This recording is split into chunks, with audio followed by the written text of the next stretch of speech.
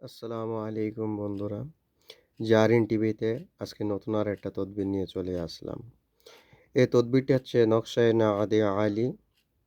যে বাড়িতে জিন্নাত বা শত্রুর আশঙ্কা থাকে, যে মানুষ বারবার করে ক্ষতি করছে, জিন্নাত চালনা করছে বাড়ির ভিতরে এবং মানুষকে ক্ষতি করার চেষ্টা করছে, জাদু করছে বা জিন চালনা করে দিচ্ছে, বাড়ির মানুষ সবসময় অসুস্থতা থাকছে, বাড়িতে কোনো কাজ আসলে, ভালো কোনো খবর আসলেই সঙ্গে সঙ্গে সেটা দুঃখের খবরে পরিণত হয়ে যায়। এই জন্য নকশায়ে নাআদে আলী তাজদারে সোলেমানি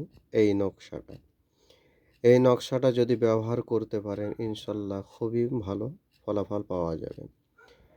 এটি লাল কালি দিয়ে যদি লিখতে পারেন খুবই ভালো হয়, কিংবা যদি না লিখতে পারেন তাহলে প্রিন্ট আউটের দোকান থেকে প্রিন্ট আউট করে নিয়েও ব্যবহার করতে পারেন।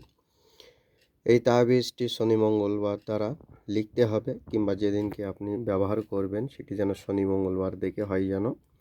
সেই হিসেবে এই তদবিরটি ব্যবহার করার পরে আপনি যে ঘরের ভিতরে থাকেন কিংবা যে বাড়ির ভিতরে থাকেন সেই বাড়ির ভিতরে পশ্চিম ধারের দেয়ালে আপনি এটাকে লেমিনেশন করে ঝুলিয়ে দিতে পারেন, কিংবা কোনো পেপারে করেও ব্যবহার করতে পারেন।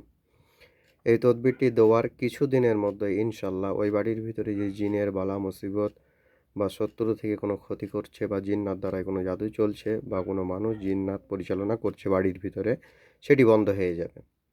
এটি খুবই পরীক্ষিত আমল। এটা তাজদারে সোলেমানি আছে, এবং চেষ্টা করবেন এটি ব্যবহার করার পরে কোনো ছোট বাচ্চা কাচ্চাকে কিছু পরিমাণ খাবার বা ফকির মিসকিনকে দান সাদগা করে দিবেন। এবং এটি ব্যবহার অবশ্যই শনিবার কিংবা মঙ্গলবারের দিন। অবশ্যই এই নকশাটা ব্যবহার করার টাইমে সবসময় যেন শরীরটাকে যেন পাক থাকে। অবশ্যই দেখতে হবে অজু সহিত লেখার টাইম যেন অজু থাকে যেন, সেই অবস্থায়। আর যারা এমনি ব্যবহার করবেন প্রিন্ট আউট করে, তাহাদেরকেও অজু করতে হবে অবশ্যই। এটা পাকসাপ করে না দেয়ালি নকশাটা অবশ্যই ব্যবহার করতে পারবেন। এবং যদি এই নকশাটা আমাদের কাছ থেকে নিতে চান তাহলে অবশ্যই কমেন্ট বক্সে জানাবেন।